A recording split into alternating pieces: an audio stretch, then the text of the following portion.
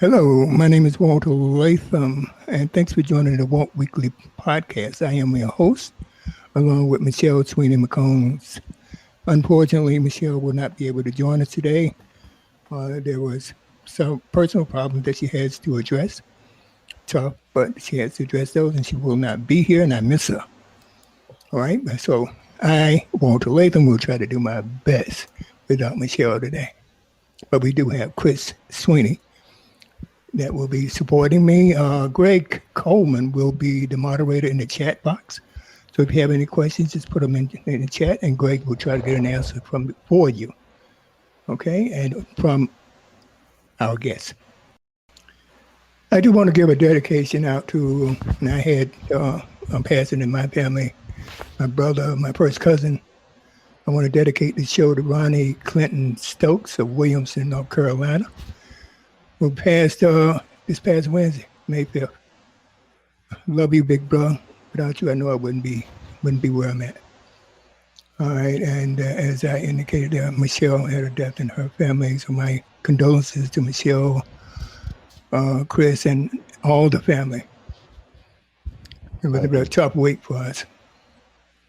Yes. Okay.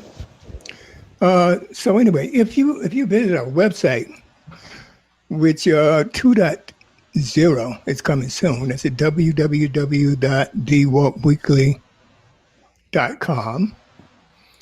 All right, people visit our website, and you look at our mission statement and our past guests that we have had on this show, and you will see that leadership and wealth is heavily weighted in whatever we deliver to our listeners.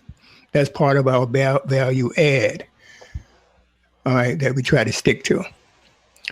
So the name of today's show is Corporate Leadership and Entrepreneurship. And we're doing an interview with a person that has tremendous expertise in that space. So what constitutes a great leader? Are they taught? Are they born? What are the lessons learned that can be used to accelerate growth, both in the private and public sector and entrepreneurship? Today, we will put on our business hats, okay, with our very, very special guest that has decided to grace her with her appearance, all right, and she's a connection of Chris Sweeney, and I just want to thank her, which I will get into her introduction momentarily. Kandia Johnson. All right, she is a corporate speaker. She's spoken at some of the largest companies in the world. All right, so finding her sweet spot for amplifying the voices of the workplace and entrepreneurial leaders of color, Candia launched Candid Conversations, a podcast. She has a podcast also, and she deserves more. A leadership training, coaching, and mentoring program for business owners, managers, and executives. Candia has interviewed hundreds of entrepreneurs, executives, change makers, and published articles about business and life for publications ads, such as Black Enterprise Magazine, Diversity for Women, AARP, Sisters, and more. Beyond that, she's been featured in Forbes, Business Insider, and Candia has delivered presentations on stages throughout the United States and Africa. To date, influential brands such as South by Southwest, Harvard University Business School, the James Beard Foundation, and African Women in Technology have invited her to speak at their events. Candia holds a degree, a bachelor's from Delaware State University in Public Relations, and earned an Master of Science of Education from Old Dominion University. With that said, I want to welcome Candia to our podcast, and I am going to have some special effects. Round of applause for that introduction. Yes. Yeah, Candia Johnson. Thank you. Yes. Thank you, Candia, for taking the time and being with us today. But before we go any further, I just want to credit our sponsors, Beauty Blends by Ami. All right, their IG is at beauty_blends_by_AMI, AMI. Also, Soap and Love. All right, and their IG is Soap and Love CO. And their Facebook handle is Soap and Love CO. And also, MS Hair Private Studio. And that is a handmade, all natural and organic hair oil. And the IG for Michelle Sweeney Hair is IG at Facebook at Michelle Sweeney Hair. Now, we also have our panel members before we get to our guests. And we have Greg Coleman out of North Carolina. He's an engineer at TheWaltWeekly. We have Sergeant Ernest J. Robinson, combat veteran out of Washington, D.C. We have Christopher Sweeney out of New Jersey, senior consultant and a panelist at TheWaltWeekly and a chef. We also would normally have, and he still may call in, Gene Edwards, Middle District Leader, Democrat out of the Bronx, 79th District. And with that said, and we're going to go back and let's talk to our guests. You have tremendous accomplishment, Kandia. So my first question to you is, how you doing today? How are things going? And what's happening? What has happened in the past, the present, and what's going to go on in the future? Oh, wow. Okay. I would say for right now, I am definitely feeling good. I feel like I am blessed by the best simply because I'm breathing right now and I'm on the phone with you wonderful people. Oh, thank you. In terms of where I've been, wow, that is a loaded question. Okay. Well, I do want you. I do want you to, do that. What we call it, Swiss cheese it.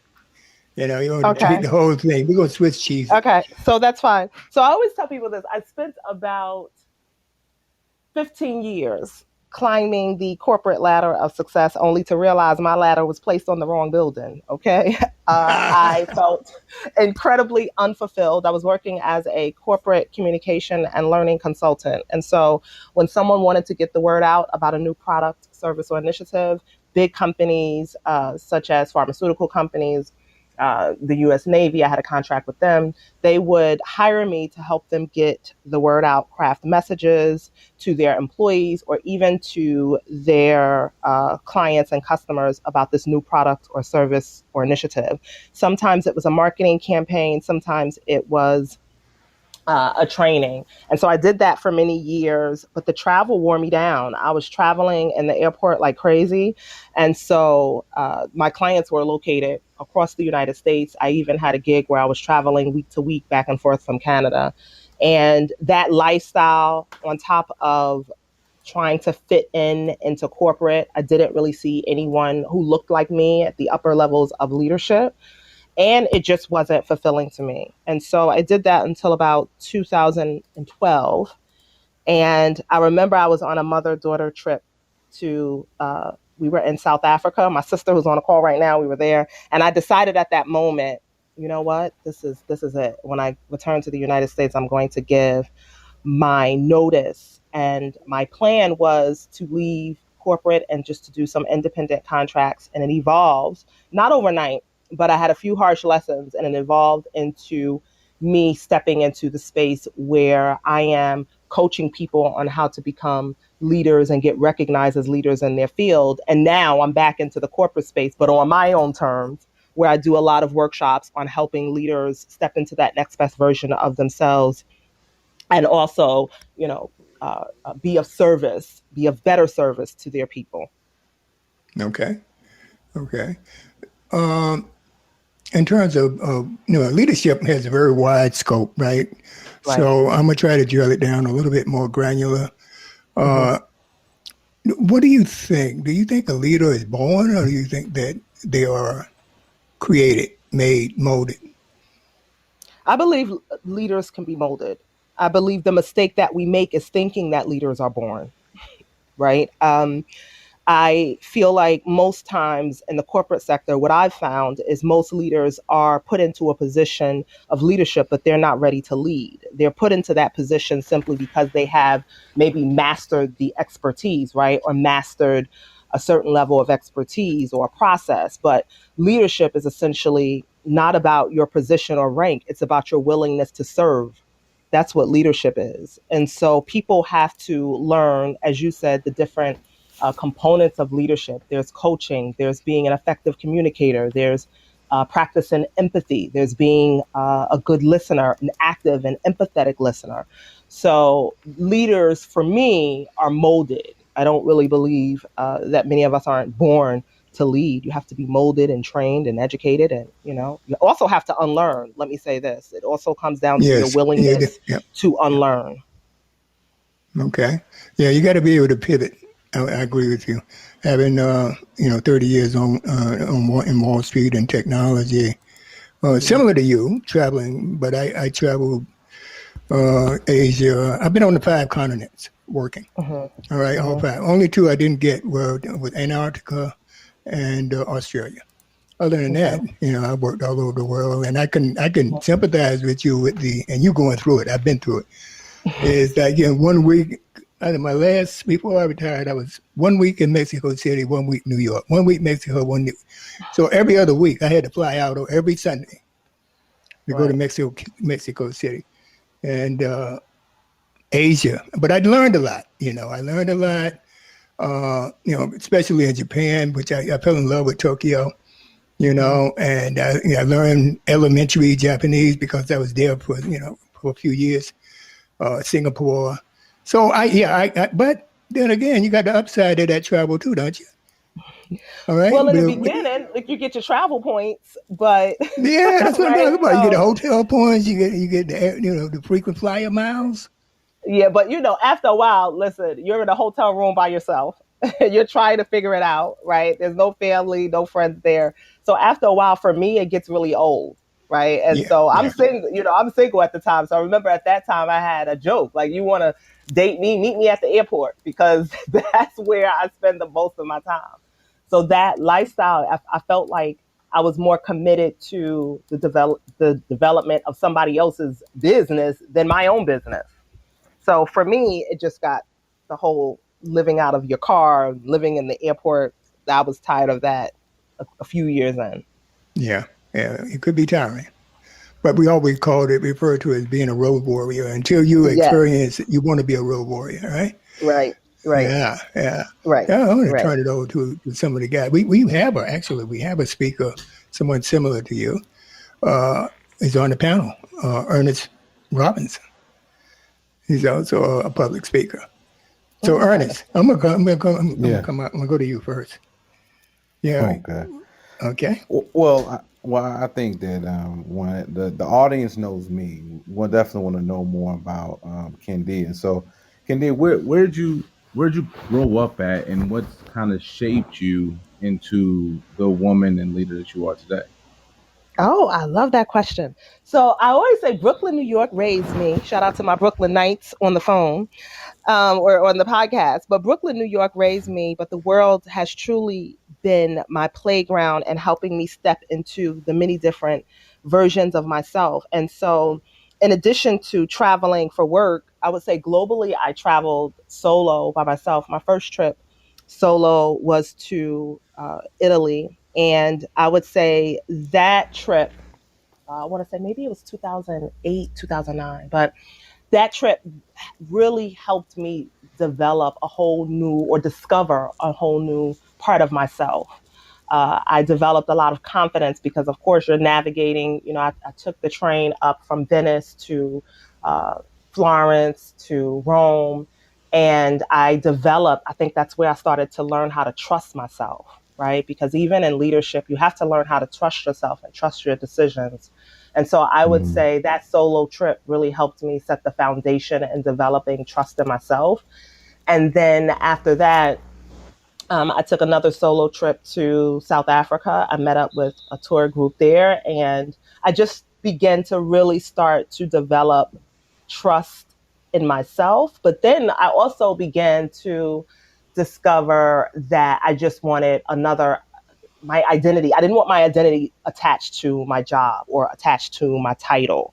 And so I just began to get really, really curious about the world around me and what I really enjoyed. And I also realized through some of those trips and even just making the decision to finally, cut the ties from my corporate job at the time, I also finally decided that, my parents, by all means, while they had the best my best interests at heart and telling me, get a good job, good benefits, go to school. For me, I thought that meant happiness. And later on, I realized that it was two separate things. And so those, traveling and meeting different people and really taking the time to tap into my own curiosity helped me to be here with you today. Well, I'm sure that you being here with the audience, we're definitely thankful and grateful. But I'm sure there's a lot of women and your clients that you're able to serve. So tell us a little bit about who you serve and how you serve them, and how your experience has helped do that for you. Okay. So most of my clients are mid-career women, right? I would say at or about our 30s, I've worked with a few men too, but we start to get the itch like, okay, wait a minute. I have all of these things and I'm still unfulfilled and I'm still unhappy. And so they have this itch to start a consulting business, or they want to become a speaker, or they want to, position themselves for another role at work. And so my role is to help them beat the self-doubt and confidently communicate the value that they bring to the table so they can get hired or recognized as leaders within their industry. I typically do that through coaching and workshops where I teach them how to use content, pitch themselves for media attention to get recognized as leaders, or pitch themselves for speaking engagements to get recognized as leaders.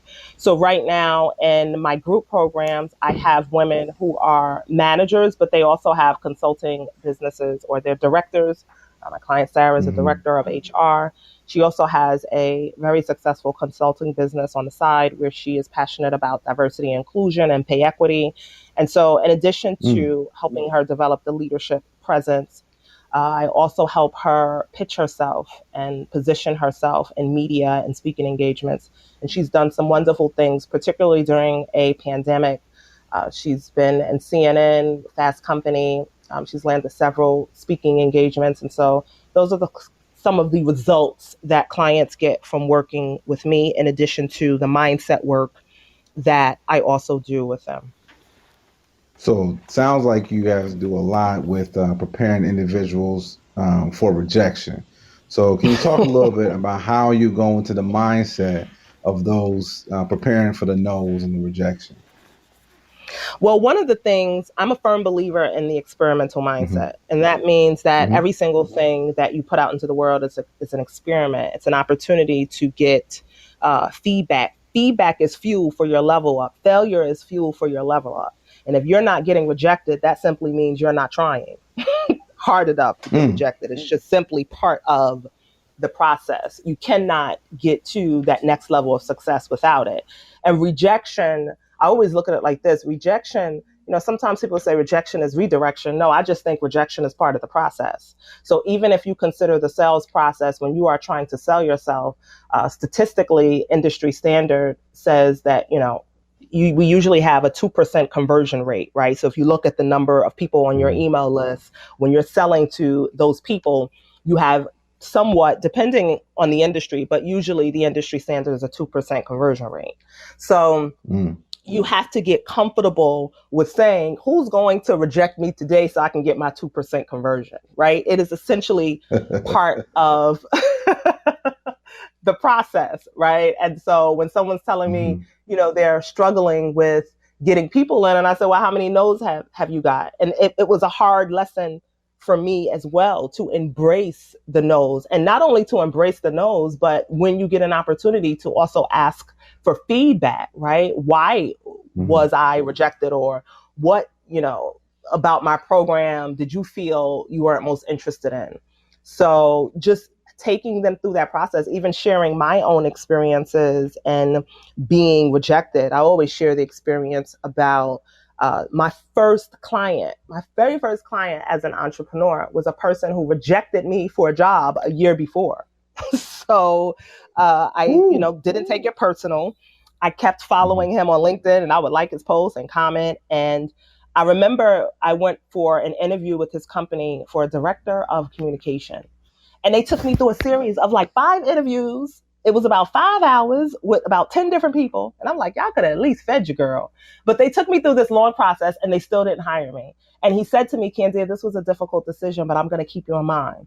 And about a year later, he contacted me and he said, are you open to consulting? I have this big pharmaceutical company and I can't possibly take them on. And so that's what really started my process into entrepreneurship. So I always explain to people that rejection is simply not redirection. It's just part of the process. I don't believe you go through 3 things. I believe you grow through them. And rejection is one of those things that you can grow through. Absolutely. Absolutely. So I'll just ask one more question. Sure. So since, you talk about, things not being redirection, how has your business been impacted through COVID? How were you able to embrace that? And also how you're coaching others to do the same. Right. So COVID has been very, very interesting. So my business definitely took a hit, particularly with my corporate clients, because I had several workshops on the books at that time. I do a lot of in-person, I did at that time, do a lot of in-person workshops. And so like everyone else in the world, everything just stopped for a second. And a few clients, I felt like even ghosted me, right? So we were having conversations and emails and firming some things up. And then everything just was silent. Just stopped. It just stopped. Okay. And so, budgets dried up, or at least people put a pause on the budget. But the crazy thing was, at that same time, I was launching my coaching program, Stories That Sell. And I thought like 50 gazillion times, you know what, Candia, you should just cancel it. And no one is going to pay you for this. No one is going to pay you for this. And this was right before they shut the world down and we were under quarantine and all those sorts of things. And I'm so glad and so happy that I followed my mind, because people still signed up. I still had a group of 7 women who signed up for my program. And the program was initially supposed to be 8 weeks. And these ladies stayed with me for 8 months at the 8-month program. Wow. And so I learned a lot from them. Yes, it was a small group, but I was able to refine some of the materials and refine some of the process that I had laid out to take them through. And it was a tough lesson. Now, I don't want to say a tough lesson. It was a good lesson for me, because I had 8 weeks in mind. And at the end of 8 weeks, they're like, girl, you got to figure out something, because we're not going anywhere. And so I flipped it into an entire 8-month program. So the number one thing I would say is, people always talk about confidence, and confidence is key, right? That's part of my business model and teaching you confidence. But I think, again, being open to curiosity and being open to discovering a new way and a new way of doing and thinking and believing. And I feel like this pandemic, for every industry, for every business, this was an opportunity for you to reshape and redefine how you go about your interactions with people. Even if we look at our school systems, right? It was an opportunity for you to tweak the curriculum, right? And refine the curriculum. And so now I'm busy again, thank God, with my corporate clients. But one of the things that I've learned from the pandemic is you can't have people sit on a computer for 6 to 8 hours. And so now at most I do talks and workshops, and they're about, especially for the workshops, maybe 60 to 90 to 120 minutes max. I've pushed back on several clients who expect for me to do a 6-hour online thing. I will not do that, because it's unrealistic to believe that people are going to sit there and be engaged for 8 hours or 6 hours looking at you on a Zoom call. That's not happening. Not for me, it is. Right. So one reason I had asked you those questions, I wanted to highlight, because again, you talk a lot about mindset, and you could have made a mistake, but you talk about living, if you live your life with the lessons versus the mistakes, and you embodied your own words and exemplifying that by taking the lesson of COVID, pushing forward, and was able to reach and impact, that small cohort of women, but it's going to transform to so much more. And so I applaud you for, enduring it, sticking it out. And I can't wait to hear some more from you. Walt, this is the Walt Weekly Show, not Ernest Robinson. So I don't want to, I'm going to give it back over to the host. No, Ernest, that's fantastic, man. I like the questions, how you pose them, and how Kandia responded. A lot of it covered, some of the questions that I have. Thank you for that, Ernest. You already asked the questions, a lot of questions that I wanted to. So thank you. No problem. You're a good man. Walt. Hey, Walter, Right. this is Greg. Yes. I have a question from one of our very own entrepreneurs, Michelle. Her question is, there are more Black-owned businesses that are launched, including hers, during COVID. Are you getting more clients because of that? No. Now I'm busy with clients, but I'm not getting more clients because of COVID. And here's why. Oftentimes people see selling themselves or being able to sell their product or sell the value of their product. They see that as a last step, right? And so oftentimes what I found with some entrepreneurs, many entrepreneurs, is we're in a rush to get the product out, but we don't understand that you could have the best ideas or the best product or service in the world. But if you don't know how to sell on the value of that product, if you don't know how to communicate the value of that product, then no one will be able to hear you. And so I would say usually it's the seasoned entrepreneurs, usually people in the first to 2 years of business are focused on the product and the bells and whistles, the website and that sort of thing. And then probably about the 2-year mark, the end of the 2-year mark, they said, listen, something is wrong with my messaging. What can you do to help me? So I will say that it will definitely come, right? I definitely expect it to come. But in the very early stages, I would say in the first year, usually people are more focused on the mechanics, the website, the touch, the bells and whistles of it all versus how to sell it, how to communicate the value of it. I will say they most often too are focused on getting PR, right? Media attention and things of that sort. But again, that's also contingent on the value, being able to sell on the value of your service or your product. And it was one of the top mistakes, I would say, when I was writing for Black Enterprise and I was interviewing entrepreneurs and change makers about their product or service. They would pitch me and, you should be able to sell your product or service, I would say, in 30 seconds or less. If you're writing a pitch, I should be able to get your story angle within the first 5 sentences. And so typically it's not until after people realize they're not getting the hit or they're not getting the response that they understand that they need someone who can help them sell on the value of their product or service, or the value of their thought leadership, I should say, because there are a lot of speakers who follow that same path. So Greg, you said it's about having a delicate balance between the product and what was the last part that you said? Exactly what the delicate balance is between having a strong product and being able to package and market yourself to the public. I mean, right. I guess each one would be on a case-by-case basis, but did you see that's part of your level of expertise, being able to create the balance between the two? Yes. See, here's the thing too, especially when you are looking at a product or service, right? What's value for me and what's value to me what's value for you is going to be different. And so a lot of us, if you are selling a product or service, you have to also be able to flip the value of that product or service to meet the needs of the person you are trying to sell to.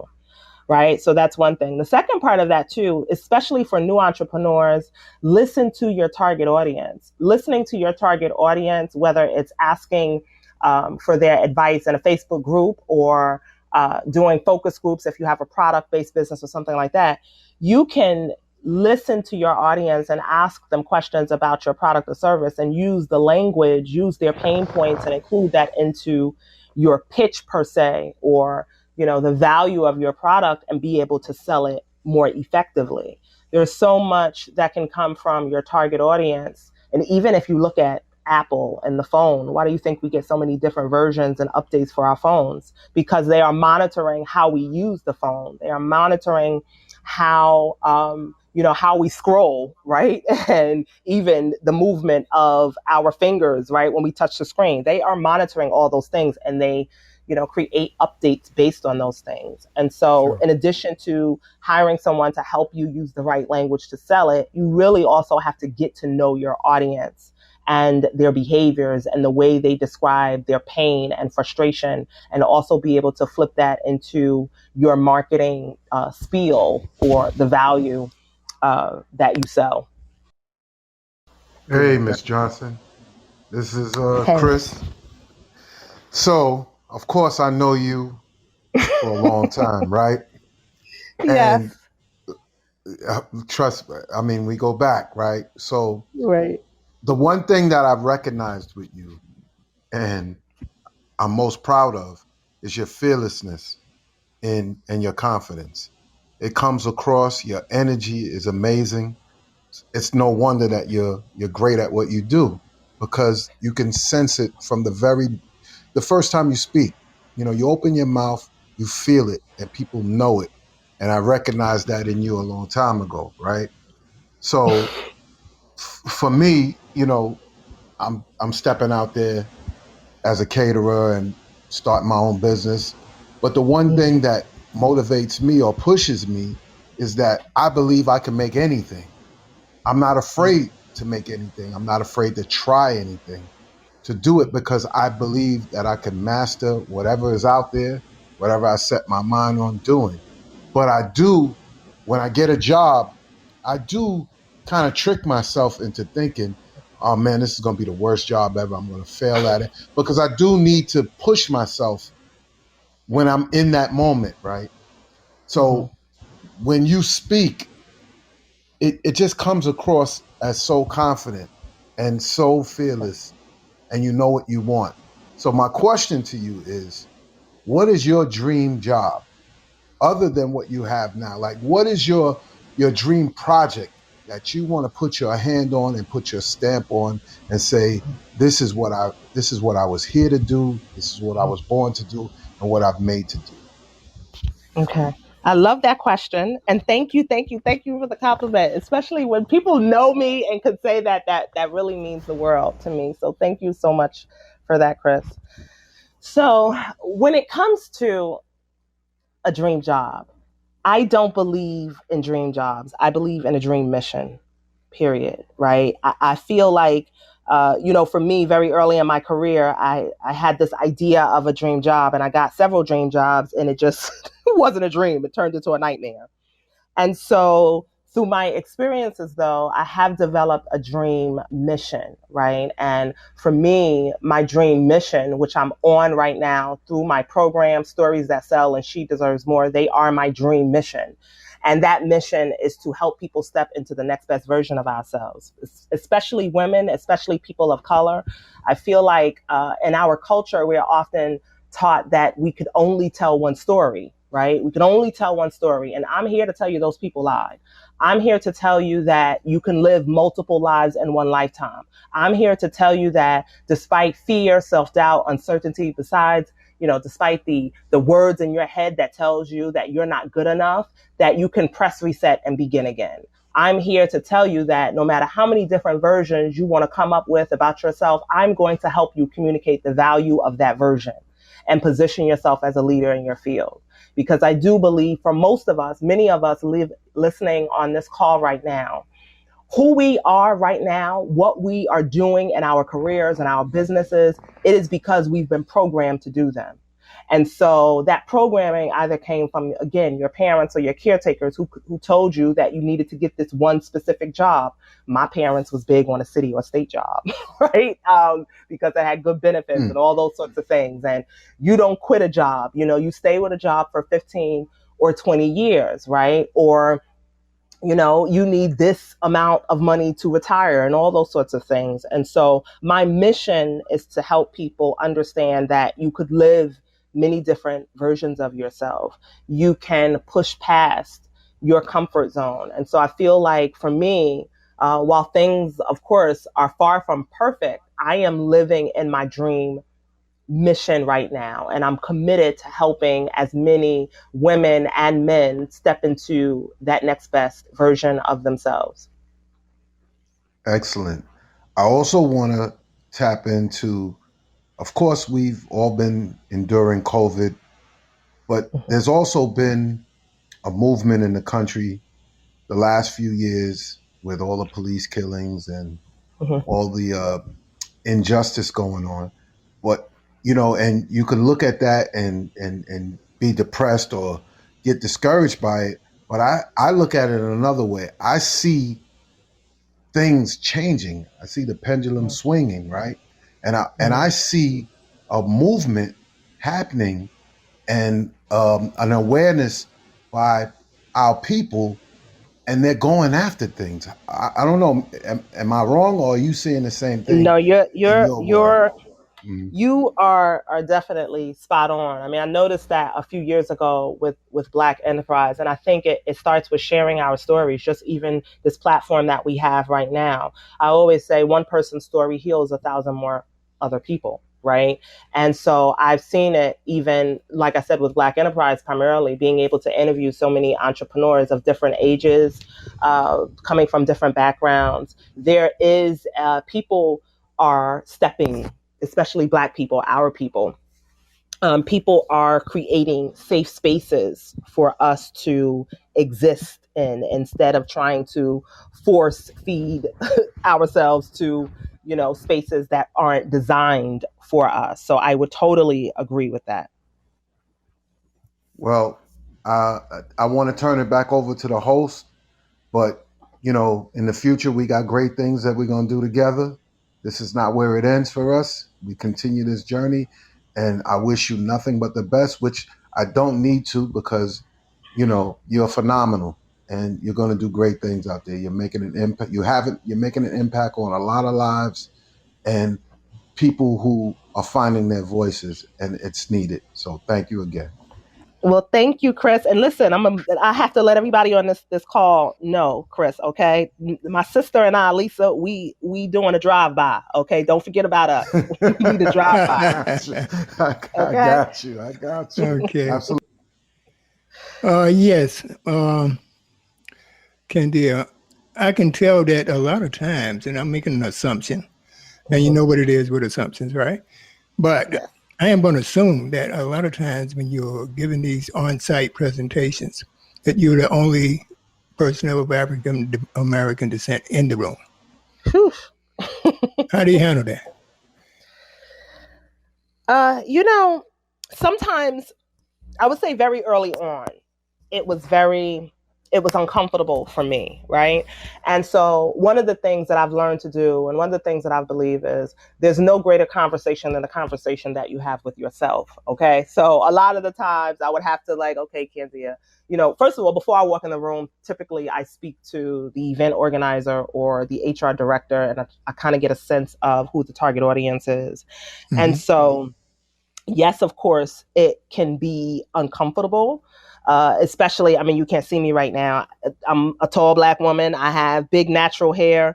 And in corporate America, I would never wear my hair like this because at that time, it probably would have been considered unprofessional. And so now how I handle it, I'm confident in my content. I'm confident in my delivery. The lights could go out and I'm still going to be able to speak to what I know, right? And so if, someone there has a preconceived notion about who I am, that's on them. That's not on me.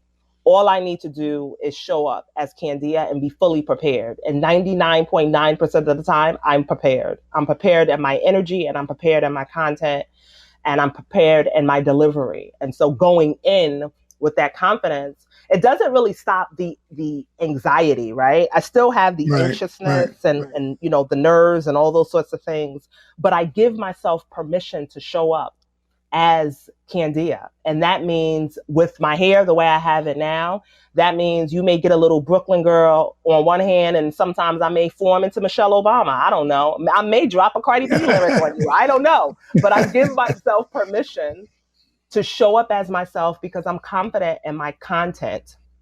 I'm confident in my experience. And if that makes someone else uncomfortable, that's on them. That's really not on me. Okay. Hey, Walter. Yeah, the reason I ask you that question is that, excuse me, as a senior project manager, you know, certified project PMP, I'm a program manager, you know, and I've been running projects since the late 90s. Okay. And some of them are more $7 million, $10 million projects over a 2-year period. And to chair a meeting, for instance, of 500 people globally, all right, and they know that when you're doing these meetings, they know you're a Black person by your accent. I mean, you can't escape that. You know, you can't speak like a white man. So they know you're Black. You know, some are in the conference room, and then the rest of them are on the conference call. All right. You know, I've been in meetings where we did roll call by email. All right. Okay. So you got like 500 people from Asia to Europe to Latam and all these other places, and you're Black. So you walk in, and this is something that I just want you to try to reinforce for our audience, is that one key thing that you mentioned is planning. All right. Planning is key. All right. And then effectiveness. How do you go about demonstrating to them that you are the guy, you are the smartest person in the room? Okay. How do you, and as you said, you stop by a conference room door, you met with HR, and you do this, but how do you convert? Because I know in your position, you have to try to convert and enhance people's ability to get their work done. So how do you go about, you know, that type of thing? Can you elaborate a little further? Maybe you answered it in the previous question. Sure. Now I can give you some really specific things that I do. So first off, when it comes to delivering a presentation or a talk or what have you, preparation breeds confidence. Okay. And so I never walk into a room without fully understanding the groups and subgroups of my target audience, whether they are managers with 20 years of experience or new social workers or moms or parents. So I always have a very good understanding of my audience. And so I'm going to talk about this as if I was walking in the room. So I get to know my audience, and I make sure that the content that I'm delivering, I may tell a story that's more related to, you know, working with the Navy, right? So if I have military people, I am going to talk about my time. I'm going to tell a story of working with the Navy. If I know I have people with, you know, moms or dads with parents on the line, I'm going to talk about, you know, some of the challenges that they may be faced with. Okay. And the third thing, which I believe is very important, is I walk in the room, so I may get to the conference. So if I'm doing a Zoom call nowadays, I always play music. I play music because I'm letting you know the energy is different in my virtual rooms. If I have to walk in a physical room, I'm speaking to everyone as if I know you. Hey, Chris, or, you know, I'm just going to say, hey, you got your coffee, right? So I'm setting that tone and I'm setting that energy. And most importantly, I'm asking questions first before I even engage in discussion. Like, how many parents do I have on the line? How many managers over 15 to 20 years of experience, right?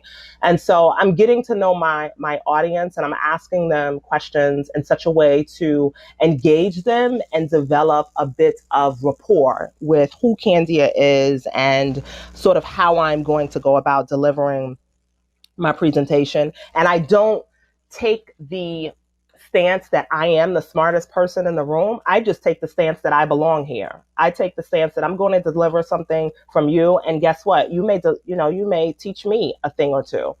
I think for me, I also just try to take the pressure off myself of being the only Black person. I take that pressure off of myself. I'm a competent person in the room.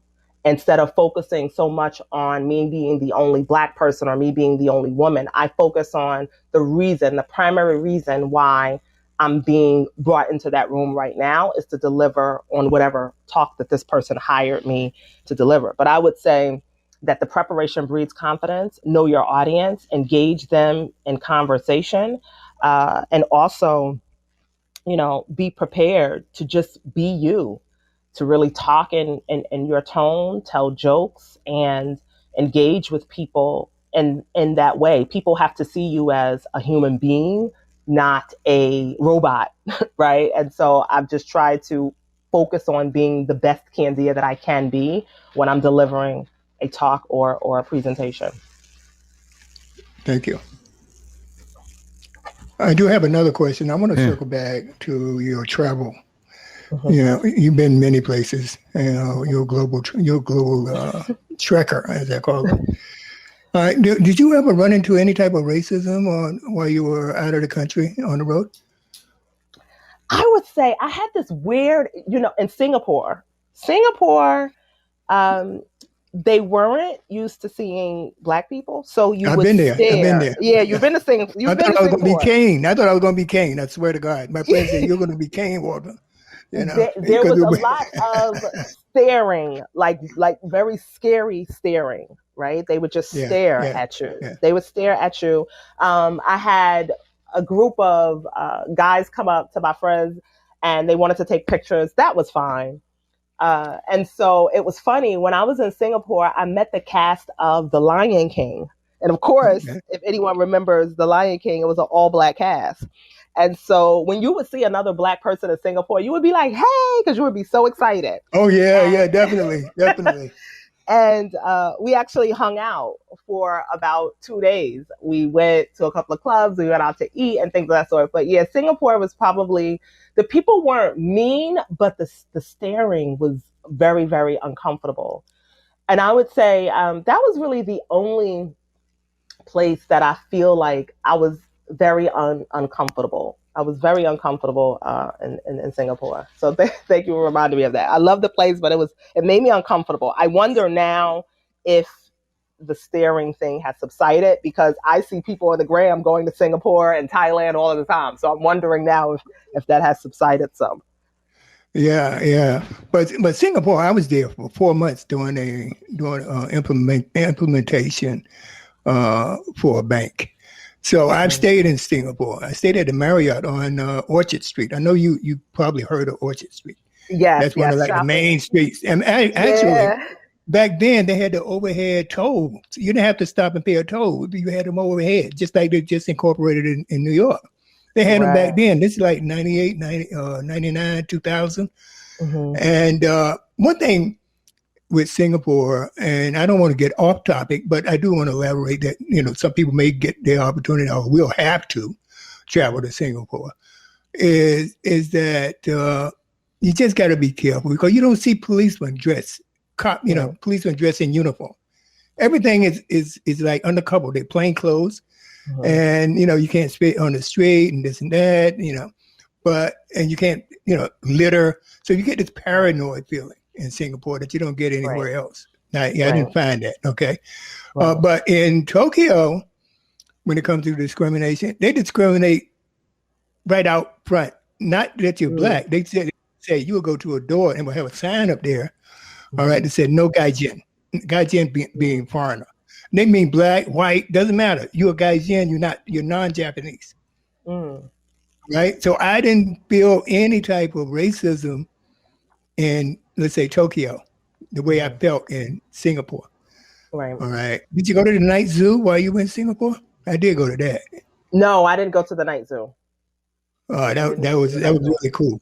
And that little train that you would take. But with Singapore, now I'm still off topic a little bit. You were close to like KL. I'm not far from Kuala Lumpur. You could take a ferry over Malaysia. I played golf in Malaysia. Right. Okay. Yeah, so you had excursions.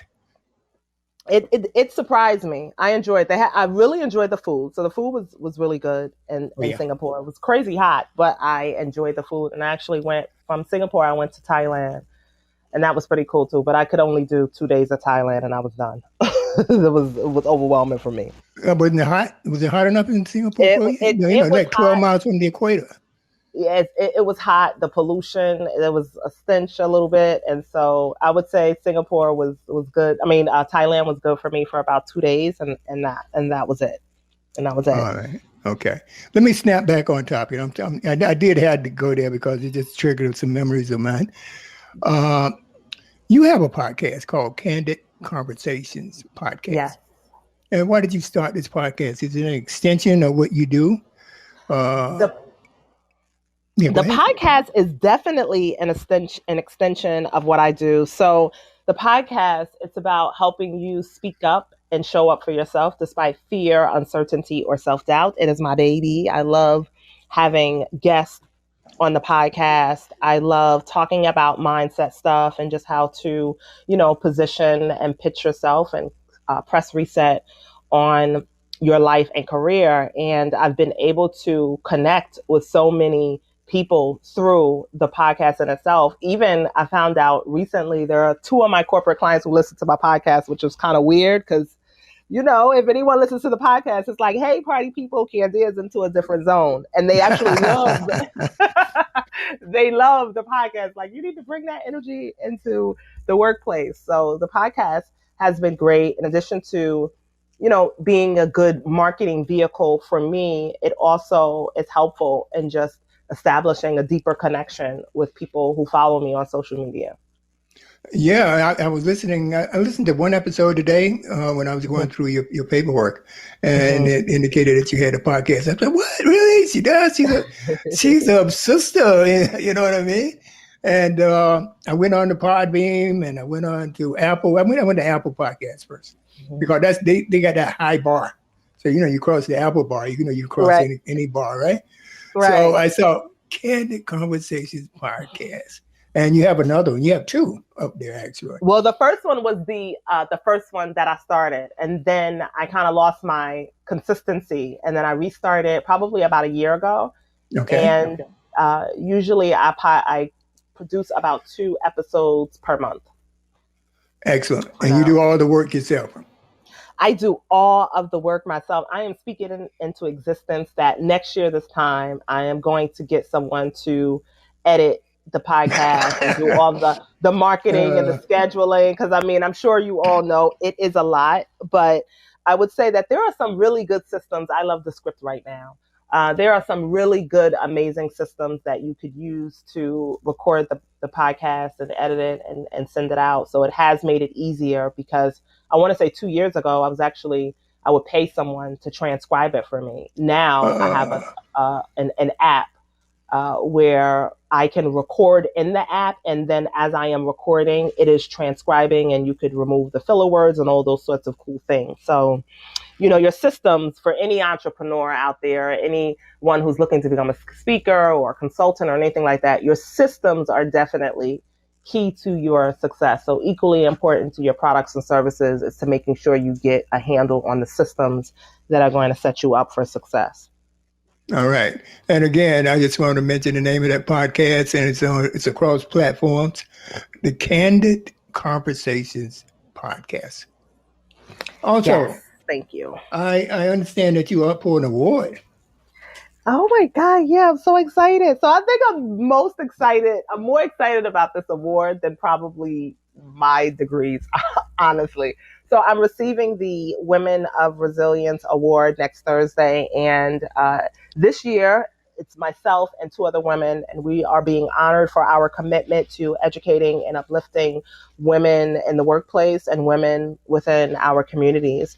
And so that award ceremony is next Thursday, I believe, and it is free. This year, the organization is actually doing the ceremony free online. So I welcome you all to join. I'm really, really excited about that because, as I said earlier, I'm more committed to a mission than a title or, a job description. And so getting an award for a mission that I am committed to just feels so amazing. And it's proof that, you know, people see what you're doing and your story definitely matters, and it's encouraging people. So I'm so incredibly thankful and excited about it. Well, we're going to give you a good shout out right here. Thank you. Yeah. I'm so proud of you. I'm very proud of you. Thank you. Any more questions from the panel? Yeah, I had one more question, and as we're wrapping up, you had mentioned about the fact that the toughest conversation is the conversations you have with yourself. So could you share with our audience, what are some of the things that Kandia says to herself, whether it's each day, and then also some of the most successful people read books. So what are something that you are reading, putting into yourself, into your system? What are the things that you're consuming to keep yourself motivated and keep going? Oh, I love those questions. Okay, so I talk to myself like, you know, I'm talking to my girlfriends, like, Candia, girl, we ain't got time for this, right? So I may second guess myself. Like, what if these people don't like me? What if they don't like, you know, my ideas? Or what if no one buys my program? And I'm like, Candia, girl, we ain't got time for this. You know, it's not about you don't need all people to like you. You need the right people to like you. Okay. We're not trying to get everyone to like us. We're trying to get one person or two people or three people. And I feel like for entrepreneurs, and even for, you know, if you're a change maker or someone leading a social cause, oftentimes we want the world to like us. There are 75 billion people out in these streets, right? So you don't need the world to like you. You need the select people who is going to invest in your product or service to like you, right? And so I would say for me, that's some of the things that I tell myself. Oftentimes, if I get what if anxiety, so I get what if anxiety when I'm about to deliver a talk or workshop. What if I forget my lines, or what if I forget my content, or what if I fail, right? And so I learn how to talk to myself by saying, first of all, failure is feedback for your come up. Okay, what you gonna learn from it? All right, that's the first thing. And then the second thing that I do is I do this brain dump thing where I write down all of my what ifs, and I force myself to get present and focus on what to do now. If you think about all of your what ifs that you have about the things that you want to do, and you just get present, I'll challenge you to change your what if into what to do now. What is it that you have the resources and the tools to do now? It's not about knowing the next best step. It's not about knowing the next right step. It's about knowing the next best step. Best is temporary, and it's for right now. So just learning how to have those conversations with myself and teaching my clients how to talk themselves through some of the what if anxiety, or the thoughts and the fears and the insecurities that they have about themselves, is key to stepping into whatever goal or achieving whatever goal it is that you want to achieve. Now, when it comes to books, that is a really good question. Okay. So for mindset work, two of my favorite books are one is The Power of Now by Eckhart Tolle. It really teaches you how to be present. The second one is Untethered Soul. And it talks about really how to handle your inner roommate, right? Your mindset work. Now, when it comes to business books, I would say Think and Grow Rich, both versions, the version by Dennis Kimbro, and then the initial version that was developed years Napoleon ago. Hill. Yes, Napoleon Hill. Another book that I would say is a favorite of mine is How to Win Friends and Influence People. That's another thing that I want to talk about or just share with you. You know, just being intentional about developing my network. One of the things that I firmly believe is that relationships will take you places that money can't. Be intentional about expanding your network beyond your immediate circle. And so How to Win Friends and Influence People is just all about relationship building. And so one of the habits that I always encourage people to adopt is Follow-Up Friday.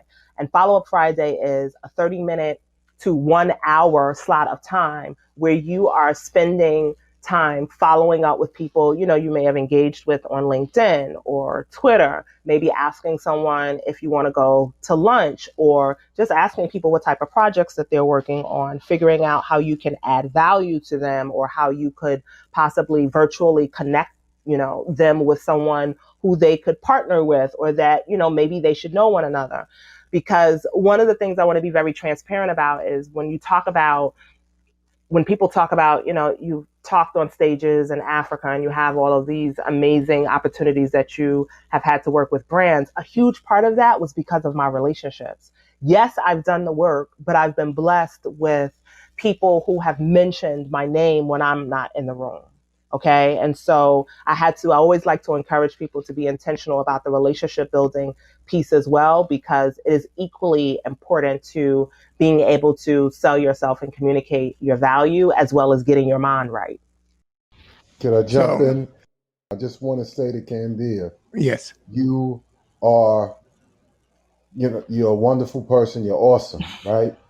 And thank you. You are the narrative that needs to be out there. Like, this is who we are, and this is how we show up. And you represent everything that the Walt Weekly is about. And we are thankful that you came on the show, and you just made us better. You added something great to the show, and the bar is high for the next guest. Thank you. Well, thank you, Chris. I hope everybody picked up those gems that she was dropping. I definitely. I don't even want to quit. Actually, I still got some stuff I want to ask her, but in the interest of time, and as Chris said, and we're bumping up against the clock here. Kandia, how do the listeners reach you? I know it's in the chat room, but I'd like for you to just walk through the various social media and your website and stuff like that. So I love to play on Instagram and Twitter. I play on Facebook, but you probably get a little bit of the real Candia on Instagram and Twitter as well. And my handle is Kandia Johnson on Twitter and Candy J on Instagram. I'm also on Facebook, Kandia Johnson. I keep telling myself I'm going to use Facebook a lot more. But you could definitely follow me on social media and engage with me there. Listen to the Candid Conversations podcast. So I am on Podbean. And I love that you all do this live. So I may have to try this live thing out because I love this format. And that's how you can connect with me. Excellent. Okay, thank you. I want to also just second what Chris said. You've been a dynamite guest. And I think that the listeners learned something. And maybe down the road, you can come back and we can go through this and see what's new out there in the business world. So with that said, let me just thank the panel. I'm going to thank Chris big time, as Donald Trump would say, bigly, for bringing Kandia Johnson onto the show today. All right. This show will be rebroadcast on Sunday after 3 on all the major podcast platform, i.e. Apple Podcasts, Spotify, iHeartRadio, wherever you get your podcasts, you can find the Walt Weekly podcast. Okay. All right. Also, our website, www.thewaltweekly.com, TheWaltWeekly.com. Please visit our website for more detailed information about Michelle, myself, the panel, past guests, and we had some tremendous guests on this show. All right. And then our social media handles, Instagram, The Walt Weekly, Facebook, The Walt Weekly Podcast, Twitter @The Walt Weekly. All right. Now, email address, drop us a line. All right. If it's something that you want us to try to, get some more information on, or some critique, as to how we can go about having a better show, you can email us at TheWaltWeekly@gmail.com. Also on our website. Please sign up. Please follow, like, and share if you're new. And we appreciate your attendance, folks. Y'all have a great weekend. And again, fantastic show. Have a good weekend. Thank you. Thank you. Bye-bye. Happy Mother's Day to everyone. Happy Mother's Day, everyone. Yep. Happy Mother's Day.